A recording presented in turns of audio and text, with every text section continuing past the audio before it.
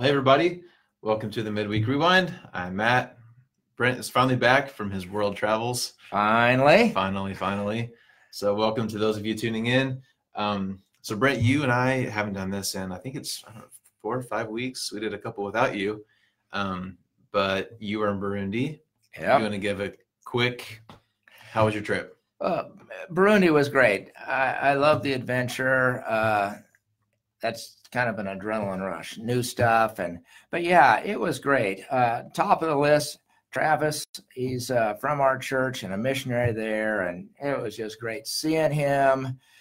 Stories of pastors and churches. And of course, it's a poor African nation and your heart goes out, and the solutions to their, infrastructure and all that is hard.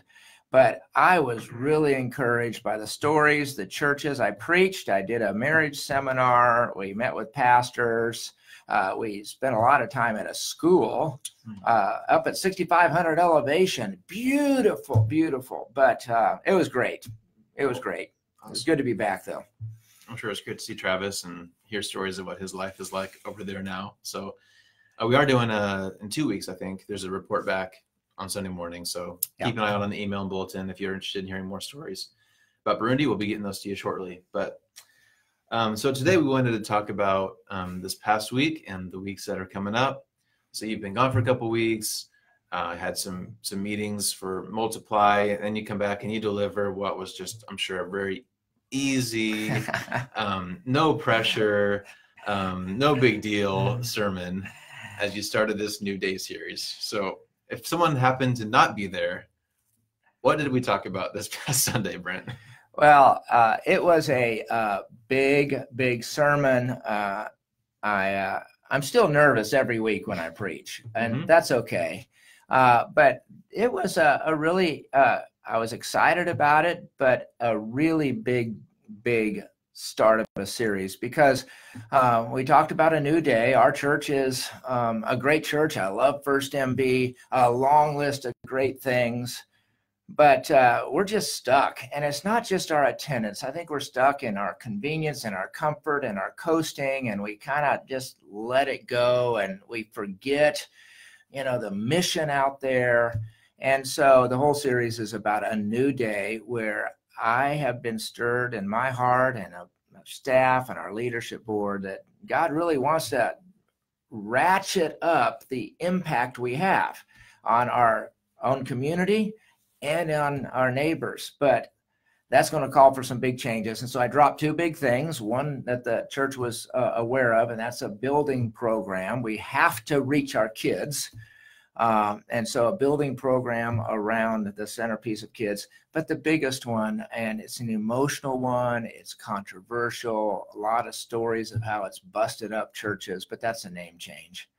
And I tried to explain why the leadership board is unanimously in favor of not only the building program, but they're in favor of us changing our name. And it's going to be interesting because none of us like it when there's frustration and disagreement and the unity thing, but it was a big Sunday. I'm excited, but it's not without its risk. Yes, definitely. And one thing you said on Sunday, which I think is important for us to maybe unpack here, is that the New Day is much more than just those 2 things. It's not just that we're going to add a couple square footage to our building or that we're going to put a new name on the sign out there, but it's much bigger than that. So what is the New Day? The New Day is the thy kingdom come, thy will be done on earth as it is in heaven. It is go out and make disciples of all nations. It's to the Jew, I'm a Jew, and the Greek, I'm a Greek, that by all possible means I might save some. It's grow more and more into the likeness of Christ. And so the new day that I believe God is calling us to is a new day of greater impact, greater spiritual growth in our church, stronger marriages, stronger families anchored in Christ, people accepting Christ. We just don't have very many people accepting Christ. So the new day that, honestly, I've coasted at times, and I've just, in the tyranny of the urgent, tried to keep our people happy and our ship sailing. And God has said, no, Brent, no, that's not what we're all about. It's impact, it's change, it's lives transformed. And so that's the new day. The building and the name change aren't the new day. Right. Those help us get to the new day. And that's what the sermon was about. How do these two help us get to the new day? And we'll be unpacking it over the next 4 Sundays. Yep. And a lot of this is centered around a desire to reach young adults, young families. Why is that important to you and to our church? For starters, we just know that it's not just a slogan, but our young adults and our kids and our students, they are our future. And so practically speaking, if a church doesn't reach young adults and children, that doesn't have a happy ending. Right. But it's far more than just attendance or keeping us alive. These are people that matter. And there are thousands of young adults and thousands of children in our schools who are in Christian homes and completely unengaged from a church. And God wants us to make that number smaller. There are thousands of young adults who are de-churched or they aren't Christians. I mean, this group we need to make that number smaller in a big way. And so we have to reach young adults, young families, kids, not just to keep our church alive. We're fine. But these people matter. Right. These people matter, and they are our future. Yep, absolutely. So on Sunday, you kind of started, you laid some of the groundwork, but then you started by talking about the building. So what are some of the things about our building we need to change, and what's kind of that process going to look like? So I read a book called Canoeing the Mountains, and for you voracious readers, you can Google Canoeing the Mountains. It's a great leadership book. But I ran across a phrase in that book that I shared with the church on Sunday, something along the lines of, the world in front of us is very different from the world behind us. I guess on the building, I'd say our building effectively met the expectations of young families for the world behind us. But expectations have changed.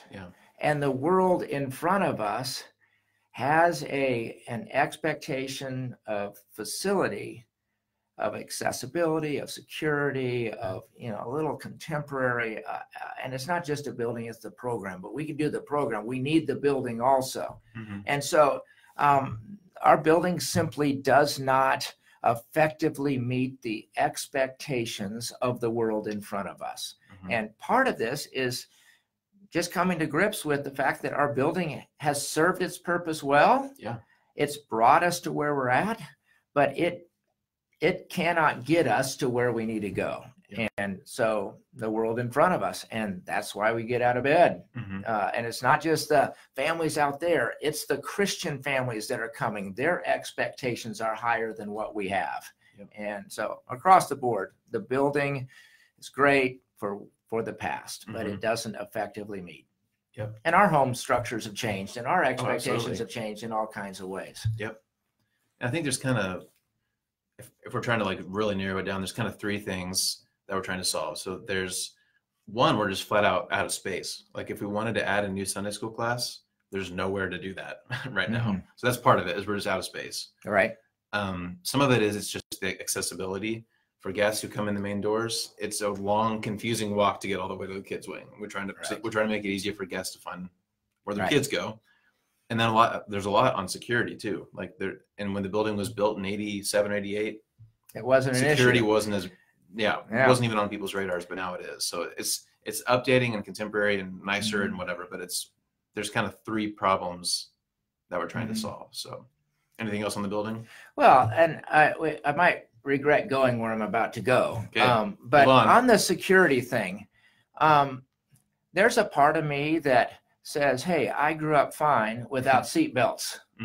Well, you grew up fine. But, there was a day when security of seatbelts or going out on Saturday morning on your bike and being gone all day, and just, and now, like it or not, the standard of young families is much higher. And honestly, it's taken a little bit of adjustment for me and my attitude, because part of me has said, come on. Yeah. Why do you need all that? Yep. Yeah. I turned out all right without seatbelts. Now you got all these secure. Okay. And I've come around, because honestly, who am I? I can't say they're unreasonable or they're, so if we want to reach people, we have to connect with where they're at. Yep. This is no theological compromise. Right. It's no Bible compromise. We're not lowering our ethical standards. It's a methodological, strategic decision, and churches have been doing that ever since the beginning. Yep. To reach those people out there, where they're at, and security is one of those. Yeah, that's good. So I think you're going to talk more about the building this upcoming Sunday. And then we have several town hall meetings, which I'm going to type in right now. If you want to join us for one of the town hall meetings, you can hop on any of those meetings where we're going to be talking about the name change in the building in more detail. Actually, next week on the Midweek Rewind, our friend Keith Ayotte is going to be joining me. Keith is the head of our design team, so he's kind of overseeing the blueprint and the working with the architects. And so he's going to speak briefly on Sunday, but he'll also answer some questions here next Thursday. So lots more to come on the building, but that's kind of the big overview of why we're doing it and some of the problems we're trying to address. And he'll have answers to questions about the building. Yep. He knows it well. Yes, he does, for sure. All right, so if that wasn't enough big stuff to tackle, the other thing we talked about on Sunday was the name change. So that one is more emotional. It's maybe harder for some people to understand why the leadership board is recommending it. So what's your quick take on why you think that's important? Well, I'll get to why I think it's important, but I also think it's important that we not, as leaders, act like it's a clear-cut, easy, no-brainer decision. Yep. Even entering a building program, there's good reasons to not do it. There's good reasons to do it. So many of our decisions in life have legitimacy on both sides. And so from the start, I'm just wanting a posture of humility that says, hey, this idea of a name change, there's some reasons to not do it. There's some, do I absolutely believe we should change our name? Yeah. Do I think the weight of the evidence or the logic or the reason is on that side? Yeah. But not for a second do I look down on or think that those who think otherwise have no reason. And so first off, I know it's emotional, and I know that good-hearted people will disagree. But having said that, why is it worth it? It's worth it because there are enough people out there for whom denominational names raise suspicion or hesitancy. And again, the world in front of us is very different from the world behind us. And for many, many, many decades, denominational names, I'm looking at the world behind us, denominational names were an attraction for both churched and non-church people. Our culture has shifted. Not everyone, but significantly so. Christians and non-Christians don't just automatically see denominational names as attractive. In fact, there's some suspicion. There are some studies out there that reflect that, people are 4 times more likely to see churches with denominational names as being rigid, closed. They're 3 times more likely to think there's bureaucracy or, stuff like this. It's a survey, all right? It's a study. My own personal experience is just that as much as I love Mennonite Brethren, I shared that on Sunday. I am all in for our denomination, and I am absolutely convinced that we need to be part of a denomination. I love our denomination, but pragmatically, there's no doubt in my mind. I would say 80 to 90% of the people that I've invited to church over the years say, "Hey, you got to come to church. Great church." Then I smile sometimes and say, "Hey, that pastor, he's really good," because they don't always know. Who's I don't know. They show up and find. But I would say 80 to 90% of the people I've invited have a question or confusion. We've had probably 50 guest lunches where people who have come to our church then come to a guest lunch. And I think in virtually every one of those 50 guest lunches, there have been visitors who have said, I have to admit, I wouldn't have come except a close friend convinced me. Yep. Now, this is a fine line to walk, Matt, because like if anyone loves Midnight Brother, it's Brent. Right. Okay. I don't want to send the slightest message of throwing denominations in general or ours under the bus. I love, but I just don't think there's any denying that in our culture today, denominational names, and ours included, raises suspicion or confusion. Yeah. So that's one reason. It's just a practical reason. Why would we keep that barrier there? Yeah. We're not ashamed of MBs. We're going to continue to be MB. Yeah. But let's do whatever we can. We're here to build the kingdom. Yeah. And then the second thing I highlighted on why we need to do this is a name change sends a message. It sends a message to our church, and it sends a message to the community that we're making a change. Companies rebrand all the time. Yep. And they rebrand to let their clients or their constituency or their community know that they're ramping things up in some way, or they've merged and they've got a new mission or something. But and we see those regularly. So it's a new day. And I pointed out on Sunday that in the Bible, God gave a new mission to Abram and Sarai. Abraham and Sarah were their new names. He gave a new mission to Jacob. They're the father of the 12 tribes. Your new name is Israel. Jesus renamed Simon. He renamed him to Peter. Saul was renamed to Paul. And so, it just sends a message that it's a new day. It reminds us in the community that we're kind of reinvesting and we're all in on something. Yeah. And for us, it's the impact. It's saying we got to move to a place where we're allowing God to make all the impact that he wants us to make. Yeah. And an important thing you said on Sunday, which I think it'd be worth repeating, is that these changes aren't for us. Like you and I and the 1,000 people who come here are here, and either the name was a barrier or it wasn't, but they're here now. So we're doing a lot of this for the people who aren't currently reaching. And so it's really about being others focused and community focused more than it is protecting something that's important to us. Would you say? And it's the same with the building. Yep.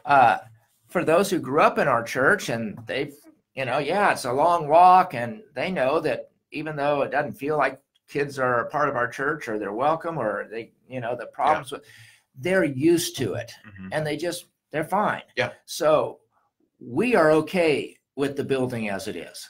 We're okay with the name as it is. A bunch of people who came here because of our name, and there's a bunch of people who came despite our name. Right. But everyone who comes to our church has crossed that line. So we're not building this for us. Yep. Though we are building it for our kids. We're not building it for us. We're not renaming it for us. It's for the people God has called us to reach. Yep. Yeah, I think that's important. Okay, so we haven't done anything this major as long as I've been here, probably as long as you've been here. This is some big stuff. Some people probably have concerns. They have questions. one thing that a lot of people are probably wondering is, are we just going to do it? Do they get to have a say in all of this? And while you tell about, we mentioned the town halls already, but there's a place you can submit questions. We're going to vote. Walk us through what this is going to look like. A lot of folks have been in churches that are elder rule or other names that are similar, where the leaders make significant decisions with no input from the church. Right. And then there's the middle ground. And this is what makes people angry in churches, is leaders who say you have a choice, but they don't really have a choice. Right. Okay. There's just some sense of manipulation or a hidden agenda. So church example one, the leaders make the decision, no vote, no input. Yeah. Option two, the leaders say, hey, we'd like to build, we'd like to change the name. What are your thoughts? But somehow in that, the people realize the decision's already been made and it's just lip service. We want to be in the third camp, and we will be. And the third camp is, hey, your leaders, we want to do the building. Your leaders, we want to rename it the church. Why? Okay, this is it. But let's talk about it. And you are actually going to vote on both of these things. Yep. Part of this process is trying to convince the church to trust us. We do not have a hidden agenda. There is no name already chosen. We are all in with integrity that our leadership is recommending these two things. They aren't the new day. They will help us get to the new day. But we're recommending these, and people actually can say no or yes. Yep. And the name change is going to take a 67% vote. Yep. Because it's a change to our bylaws. The building, and it's going to be, our church is going to have a lot of unity on this, I believe, but it requires a simple majority of 51, but you will vote. Yeah. The church, we value that. Yep. In fact, the first building plan that's being shown next Thursday, it is actually at a point where you can make suggestions and we can change it because of your suggestions. Right. So we're not just taking a finished plan that a group of people put together and say, vote yes or no. We're taking a plan that you actually have a say in. Right. So we can still add a hot tub and a laser tag, and it's not too late. It's not too late. Okay, good. And on the name change, the first vote is whether to change the name. We haven't even set a date for the next vote because that would be presumptive. Right. There will be a second vote on what the name is, but we not only need to, but we want to value the voice and the vote. This is your family. Yep. And so that vote for the yes or no for the name and yes or no for the building, November 24th. Right. We've got 4 town halls. We mentioned the first one's tonight about the name change. So all that is on firstmeetchurch.org/new day. I'll put a link here in the comments in just a second, or if you go to our homepage, it's the first thing you see. Hopefully it's pretty easy to spot. So yeah, we'll have lots of time to walk through this together, and we're definitely not going to do this without your voice and your input. And so we're looking forward to doing that together.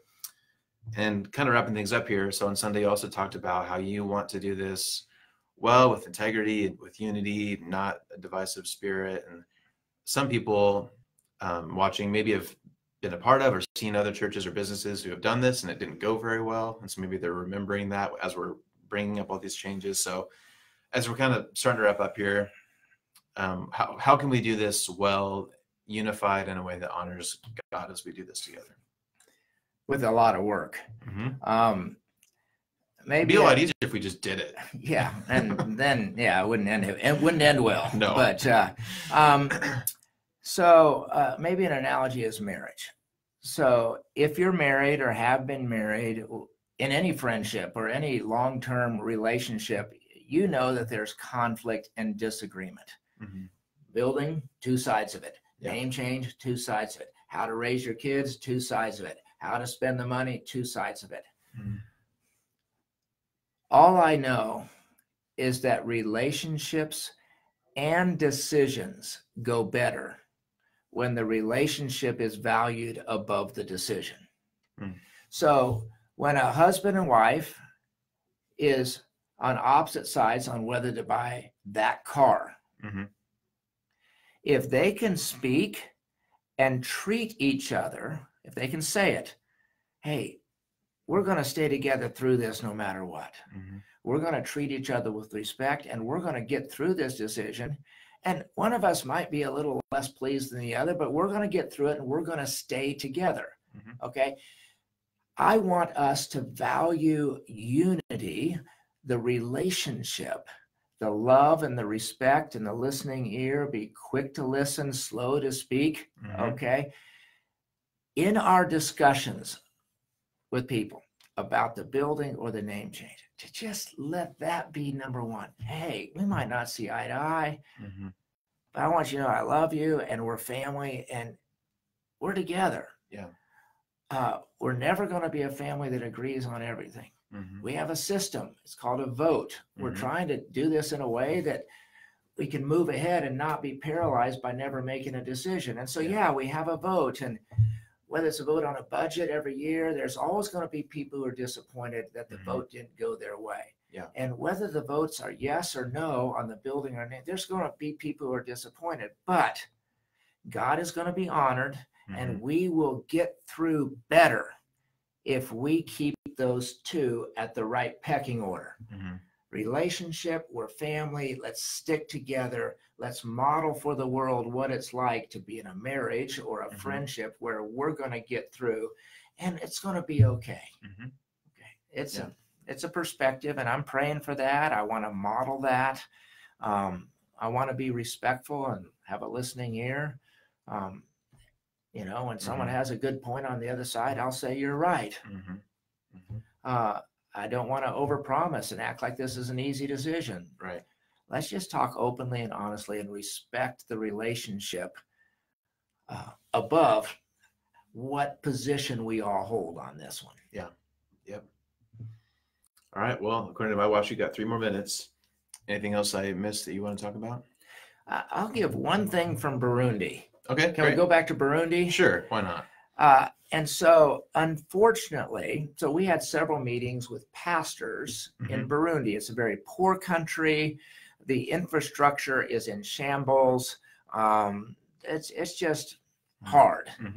It's 70% Catholic, so everyone believes in God. It's not a Muslim country, but there's a really small evangelical church. Okay. And so we had several meetings with the Burundi pastors, and they unfortunately look to us as having all the answers. You in the Western world, you got big churches and fancy buildings, and we got mud buildings, and you know. So they look, and it's wrong because we have so much to learn from them. Yep. But one of the questions they asked me was, what is the hardest thing about being a pastor in America? And I paused and I smiled at them. I said, the same number one problem you got. And they looked at me, this is through an interpreter. And they said, what's that? I said, convincing people to surrender completely to Jesus. Whether that is Christians or non-Christians. And, around the world, God's call is the same to every single person. Surrender completely. And it doesn't matter if you're in Burundi. They struggle to surrender. You struggle. I struggle. We want to do things our way. But anyway, that really was kind of an enlightening conversation for both them and me. Yeah. And for what it's worth, surrendering to Jesus, far more important than a building or a name change or all the other stuff we throw a lot of energy into. So and it goes back to your 4 words that we've mentioned a lot, and we'll continue: the prayer, risk, surrender, and joy. And the third one, surrender. And that's what this season is going to be all about. It is. All right. Well, hey, thanks for everybody to watch today. Reminder, tonight is the first town hall meeting, 7:00 in the Activity Center. If you have questions about the name change, that'd be a great place to bring those questions.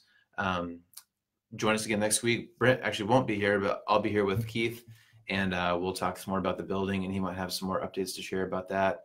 Sunday, we'll go in a little bit deeper about the building and some other things that we'll have ready. So especially if you consider First and Be your church home. I encourage you. This series is one that we want you to be here for. Oh, absolutely. We want your voice. We want you to make sure you know what's going on, and not for you to come back in a month and not know what's going on. So we invite you to be here and join us as we have these big discussions together. And yeah, it's going to be good. A new day is coming. It's going to be great. I'm excited. I am too. I am excited. God is good. Agreed. All right. Thanks for watching. Have a great Thursday, and we'll hope to see you on Sunday. Thanks, everybody. Thanks.